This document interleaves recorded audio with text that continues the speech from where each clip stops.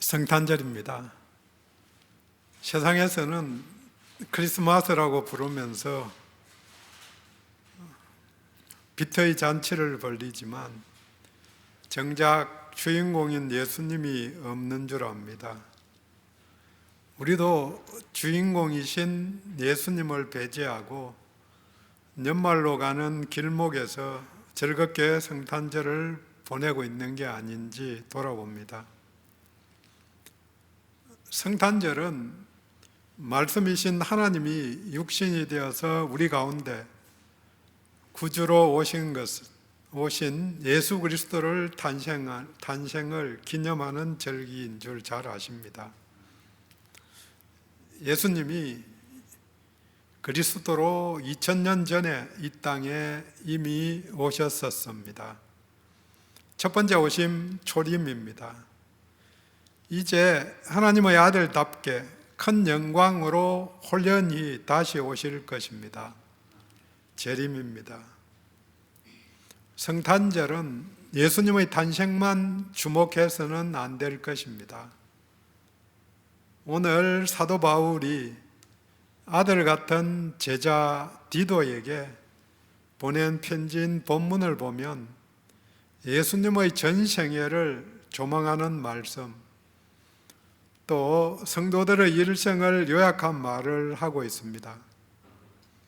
오늘 예수님의 생일에 우리는 다시 한번 예수님이 인간이 되신 의미와 목적을 깊이 생각해 보는 시간 되기를 원합니다.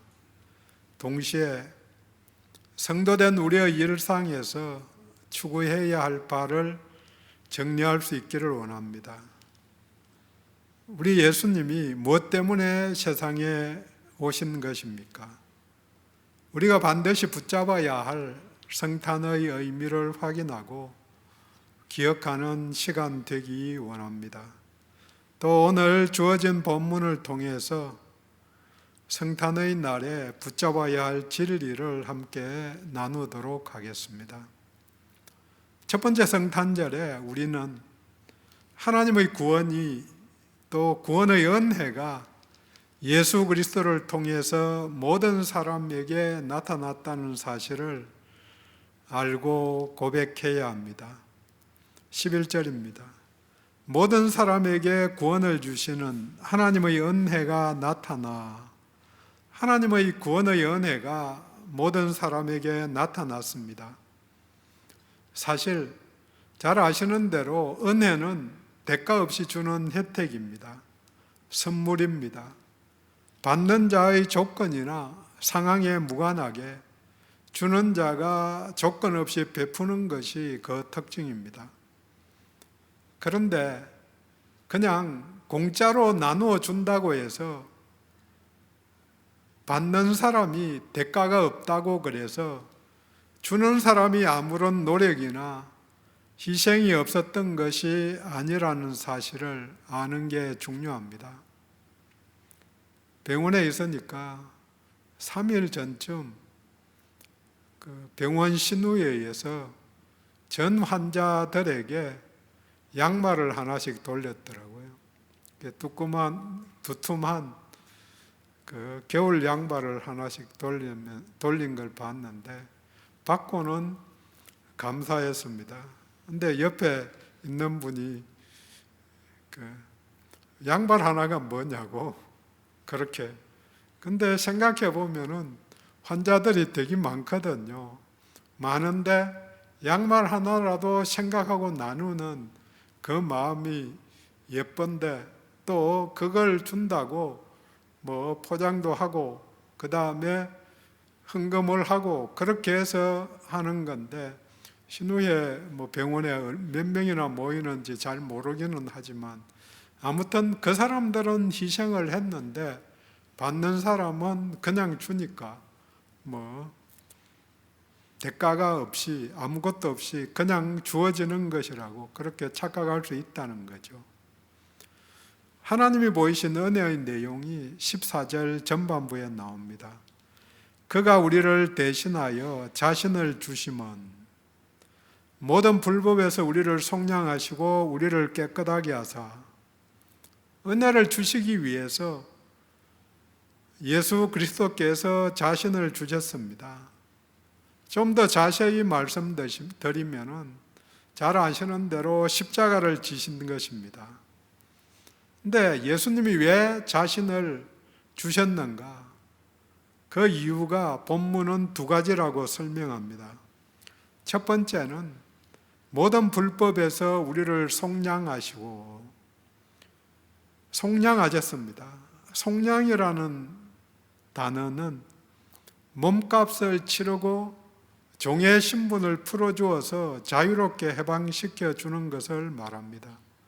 자유를 주셨다, 그렇게 말씀해도 꼭 같은 이야기인데, 속량이라는 단어를 씀으로 말미암아 이전에는 종이었다, 너희들이 죄의 노예 상태에 있었다, 사탄의 종된 삶을 살았다, 이것을 기억하게 하는 거죠. 그 몸값, 대가는 십자가에서 죽음에 내어준 예수님의 생명, 또 흘린 피입니다. 불법은 하나님의 법을 어긴 모든 행위를 말합니다. 불법을 행했기 때문에, 법을 어겼기 때문에 죄의 노예가 되었는데, 예수님이 대신 죽어서 그 값을 치른 것이고 속량을 하신 것입니다. 결국 구원시켜 주신 것입니다. 두 번째는 우리를 깨끗하게 하셨습니다. 그러면 깨끗하기 이전은 어떤 상태였는가? 더러움이 있었다, 오염된 상태였습니다. 죄는 우리를 죄인으로 만들 뿐 아니라 거룩한 하나님 앞에 부정하게 만듭니다. 부정한 사람은 하나님 앞에 나아갈 수 없는 거죠. 양들을 제물로 드릴 때 깨끗한 흠없는 양들을 드리는 거죠. 하지만 예수 그리스도의 피, 속죄로 인해서 믿는 자들이 단번에 죄에서 깨끗하게 된 것입니다. 물론 깨끗하게 하신 것, 정결하게 만드신 것은 하나님께서 자신을 위해서 하신 일입니다. 왜요? 그래야만 하나님과 교제할 수 있기 때문입니다. 중요한 것은 하나님이 왜 사람들을 만드셨는가? 자신과 교제하자고.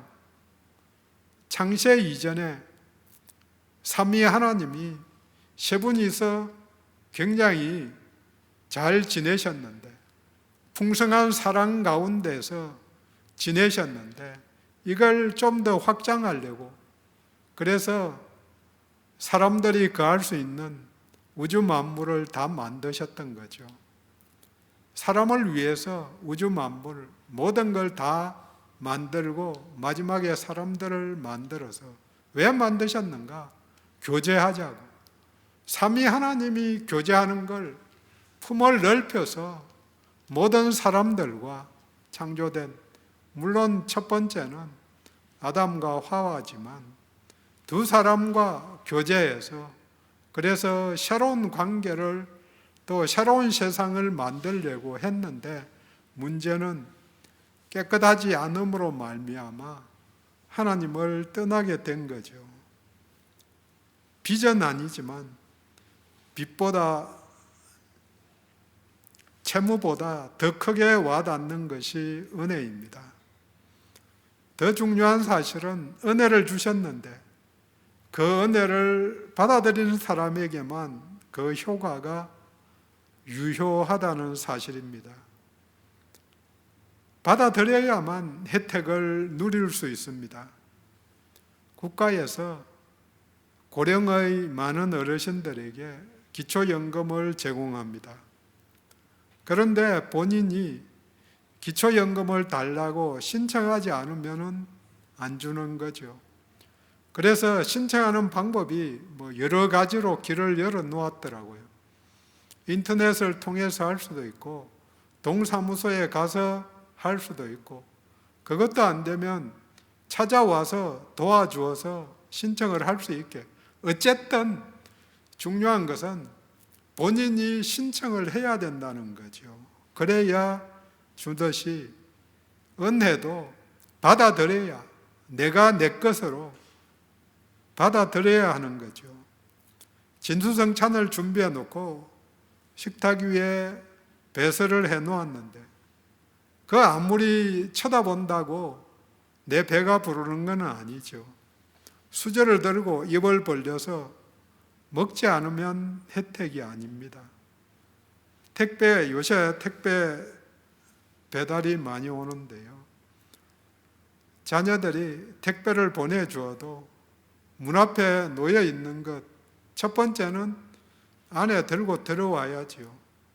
그 다음에 포장을 풀고 내용물을 꺼내어서 확인하고 그걸 활용해야만 은혜가 은혜답게 되는 건데, 세상 사람, 모든 사람들을 위해서 하나님이 은혜를 배달했는데 대부분의 사람들은 은혜를 은혜로 안 받아들이는 거죠.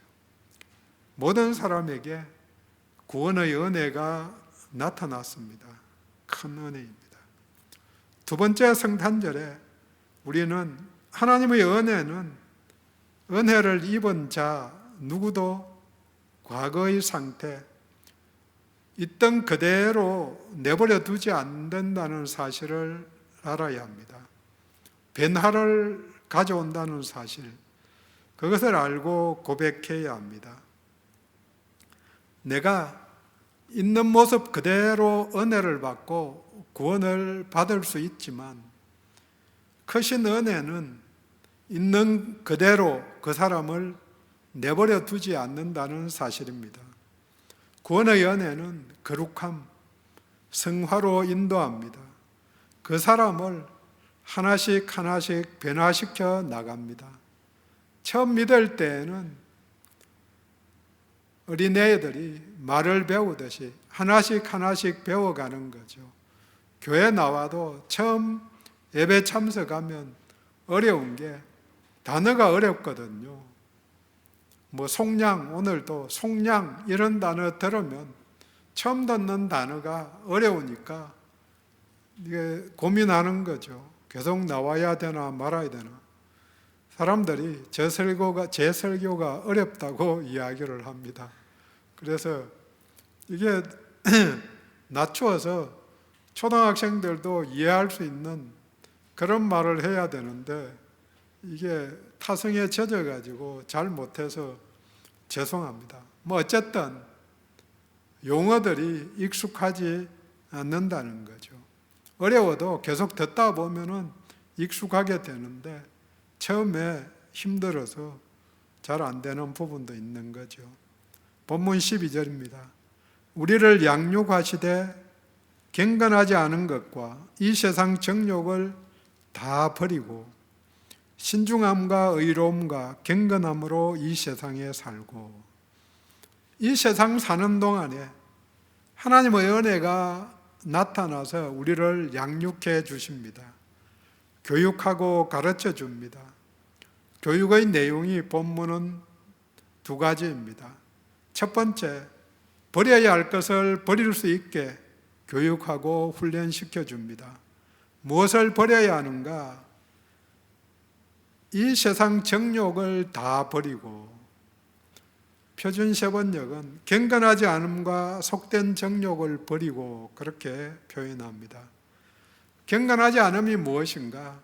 하나님을 떠나서 생각하고 사는 모든 일들을 다 말합니다. 그리고 세상 정욕은 쉽게 세상적인 욕심을 말합니다.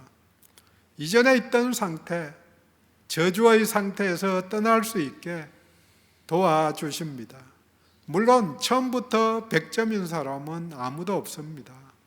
처음에는 다 10점이든 20점이든 세상 살면서 올바르게 남들에게 피해를 안 주고 잘 산다고 그래봤자 50점, 굉장히 성인같이 잘 산다면 60점, 그 정도 될지도 모르겠습니다. 세상 기준으로 보면 감옥 가는 사람은 10점, 20점짜리고 나는 그래도 감옥 갈 만큼은 아니지. 그러면은 최소한 50점 비슷하게 갈 것입니다. 그랬던 10점이나 50점이나 다 멸망하는 것은 당연한 거고 죽을 수밖에 없는 건 당연한 거죠.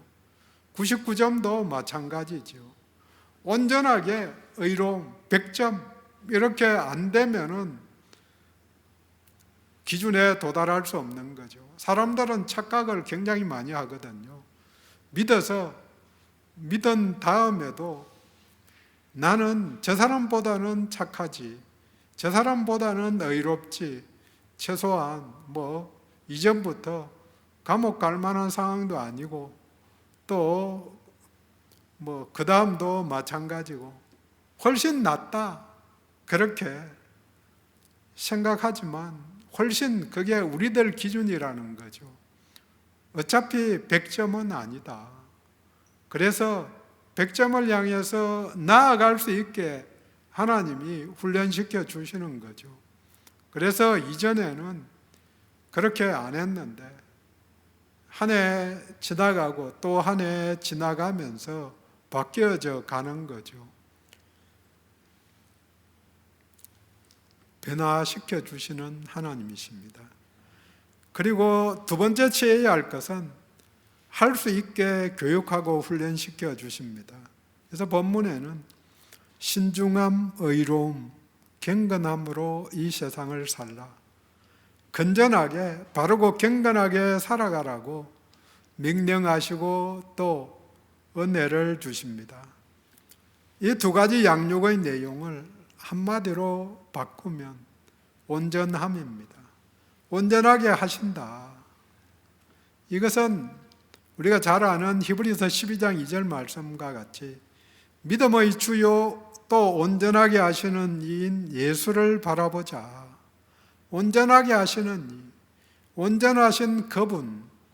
세상 사람들이 모범이 되는 사람들 많이 있죠. 멘토로 삼고 그 사람 살듯이 살아야 되겠다. 그런데 그 사람의 전부는 아니라는 거죠. 모든 면에서 그 사람을 따라 사는 게 아니고 자신이 추구하는 한 가지나 두 가지를 볼 때 저분 훌륭하다. 그러면 따라갈 수 있는 거죠. 온전히 따라갈 수 있는 분, 모든 면에서 따라갈 수 있는 분은 하나님밖에 없죠.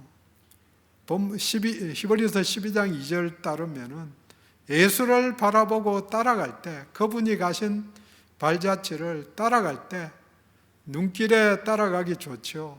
발자국이 어디에 찍혔는지 보이니까. 바라보고 나아가면 온전함을 이루어 갑니다. 인생의 문제는 해야 할 것과 하지 말아야 할 것을 혼동하거나 잘못 적용하는 문제입니다. 하나님 안에서 중심을 잡으면 성령님이 도우셔서 버릴 것은 버리고 취할 것은 취할 수 있습니다. 이렇게 변화되어야 하는 이유를 14절 끝에 말미에 알려줍니다. 그가 우리를 대신하여 자신을 주심은 선한 일을 열심히 하는 자기 백성이 되게 하려 하심이라.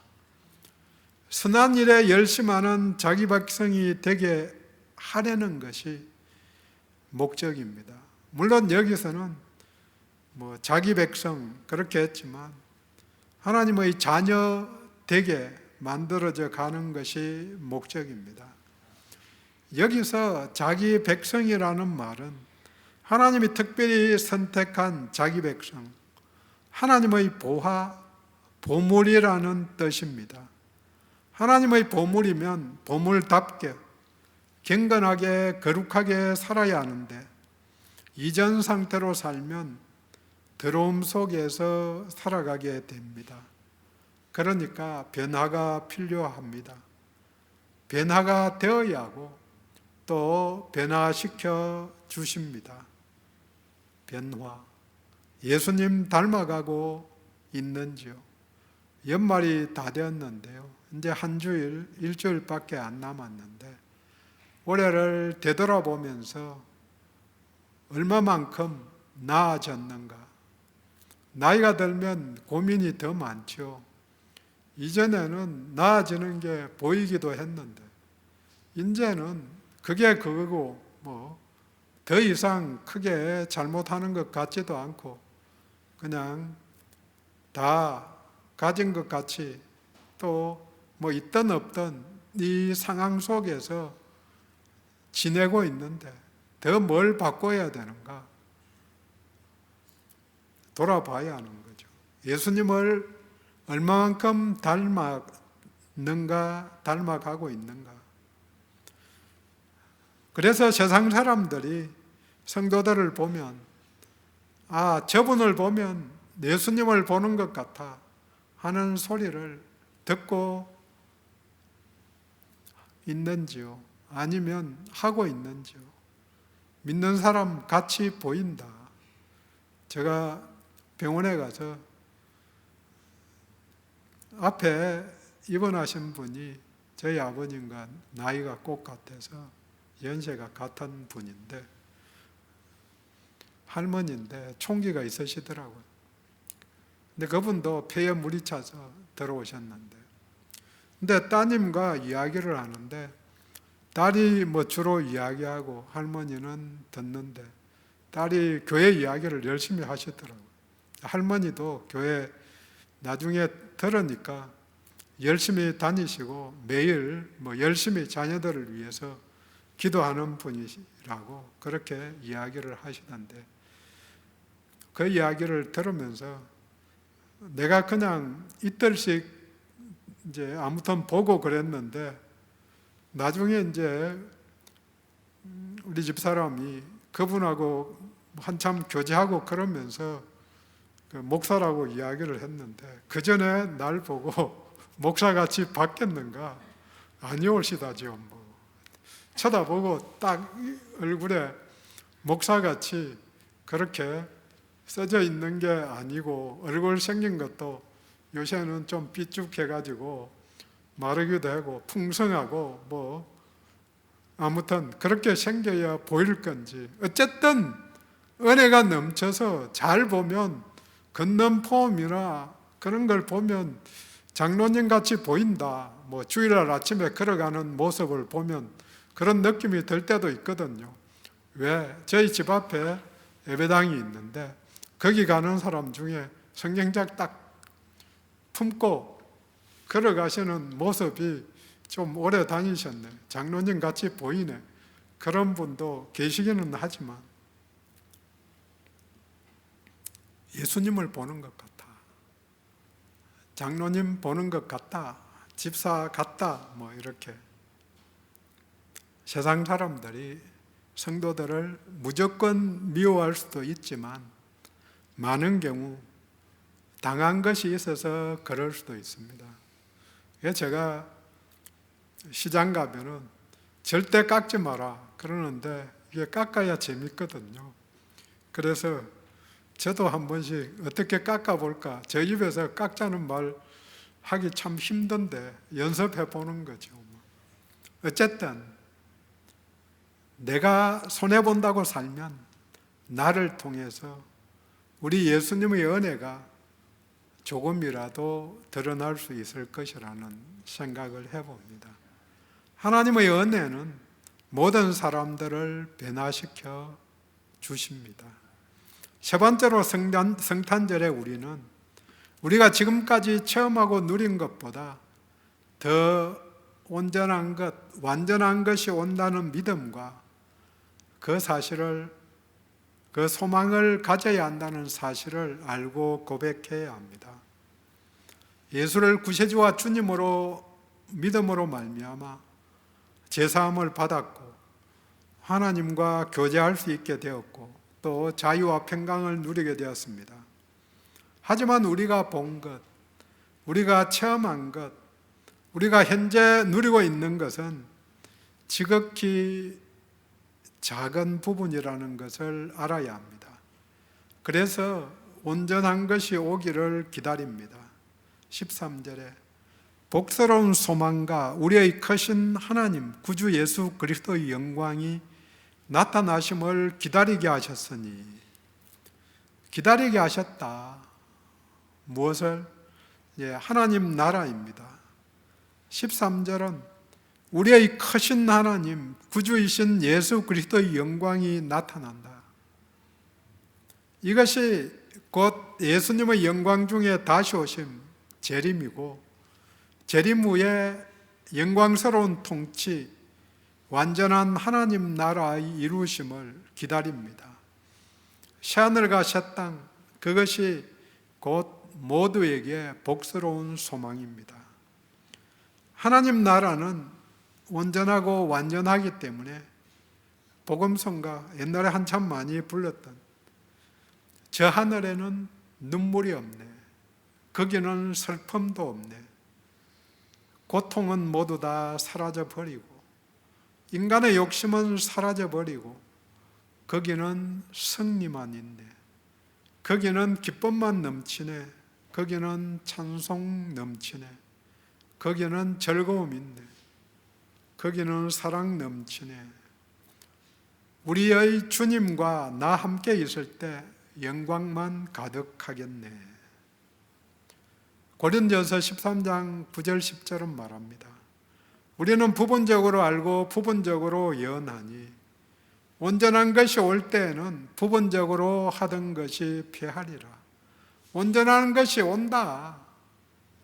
예언만 아니라, 거기서는 예언만 이야기한 것이지만 온전한 것이 오면 부분적으로 지금 우리가 알고 누리고 있는 것, 아주 조금 알고 조금밖에 못 누리는 거지만 그것을 풍성히 누릴 수 있는 거죠. 이미 승리했다고 하지만 아픔도 있고 고통도 있고 병들고 힘들고 그거 당연히 다 하는 거죠. 하지만 그날이 오면 사라질 것이라는 거죠. 부분적이라는 것이 모든 면에서 우리의 한계를 보여줍니다. 온전한 것이 오면 부분적인 것들, 불완전한 것들이 모두 사라질 것입니다. 당연히 아픔도 슬픔도 고통, 욕심도 사라집니다. 하나님의 은혜는 더 완전한 하나님 나라를 바라보게 하십니다. 정리합니다.